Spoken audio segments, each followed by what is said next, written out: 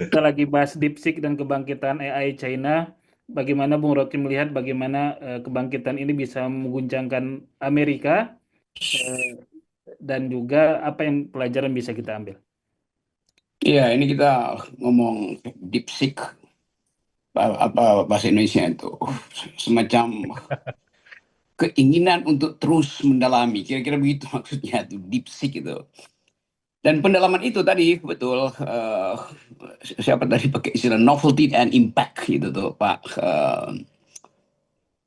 Ya yang lagi di kamera ini, aku Ya, tidak hafal namanya. Bung Roni. Romi, Romi. Oke, Romero. Jadi tertarik betul, saya nebeng tadi agak telat saya. Novelty and impact itu hasil dari apa sebetulnya? Tentu sesuatu disebut novum, novelty, kebaruan itu karena ada semacam dalil untuk terus-menerus progres. Tanpa progres tidak ada inovasi, tidak ada yang baru, tidak ada novelty. Nah sekarang selalu kita lihat tuh, beberapa waktu lalu saya lagi baca itu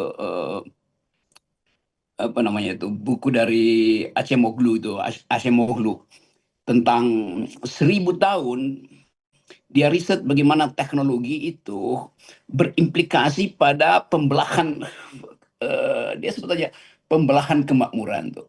Jadi kalau kita sebut misalnya, oke, Cina itu mengambil risiko untuk investasi puluhan tahun di dalam riset dasar itu. Dan sekarang dia dapat novelty-nya. Yang mesti dihitung impact-nya apa itu. Jadi keinginan untuk meneliti itu datang dari semacam dorongan yang disebut the ideology of progress itu. Maju itu. Kenapa ideologi itu muncul? Karena ada pesaingnya tuh, ada kompetitornya tuh. Jadi Romi juga betul tadi bahwa karena kegigihan untuk melihat menundukkan kompetitornya, maka yang merancang itu berbeda dengan yang mengaktifkan itu menjadi barang bisnis kan begitu tadinya kan jadinya kan. Jadi bukan seorang Habibie yang harus menghasilkan inovasi teknologi, tetapi mereka yang bisa pasarkan ide Habibie kan itu intinya tuh. Jadi kalau kita sekarang bandingkan misalnya, oke, Cina itu dia ambil risiko untuk disebut sebagai negara sosialis di tingkat state, tetapi inovasi itu hanya bisa muncul kalau kapitalisme itu ada di tingkat bupati, ada di tingkat desa. Kan itu intinya kan. Jadi eh, kelihatannya Cina memang mengerti betul bahwa ada tahap untuk memproduksi dan memprovokasi inovasi itu, dan itu hanya mungkin kalau ada ideologi kompetisi. Artinya ada ideologi market, artinya ada semacam mikrokapitalisme untuk memungkinkan orang bersaing di tingkat individu, tetapi di tingkat state, tunggu dulu, semuanya harus diatur secara sosialistis. Jadi saya kira itu strategi kenapa Cina akhirnya menjadi ancaman bagi Amerika.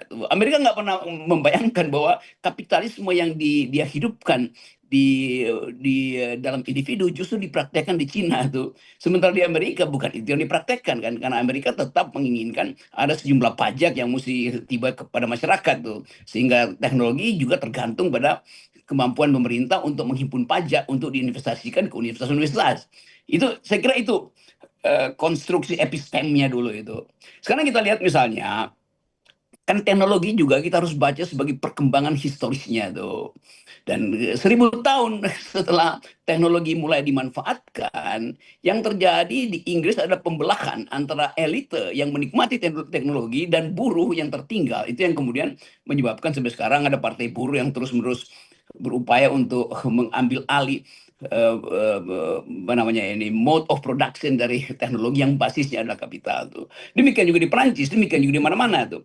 Jadi bagi kita di negeri ini, kita mau hitung sebetulnya, kalau kita investasi di bidang high tech itu dalam upaya untuk menandingi DeepSeek, itu impact-nya tadi itu apa? Novelty-nya kita bisa pakai itu dengan membongkar-bongkar mesin-mesin berpikir baru itu seperti Jepang membongkar-bongkar mesin Ford itu. Tetapi di kita mau dibongkar apa demi apa?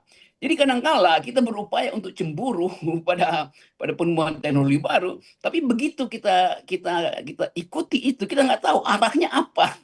Kan itu dasarnya kan. Jadi bayangkan misalnya kita berupaya untuk dapat DeepSeek, sementara di Tangerang itu yang kita bikin adalah pagar bambu kan. Coba.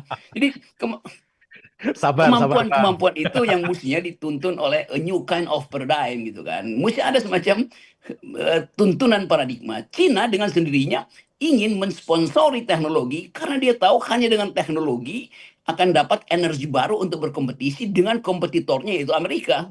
Kenapa Cina nggak berkompetisi dengan teknologi Prancis?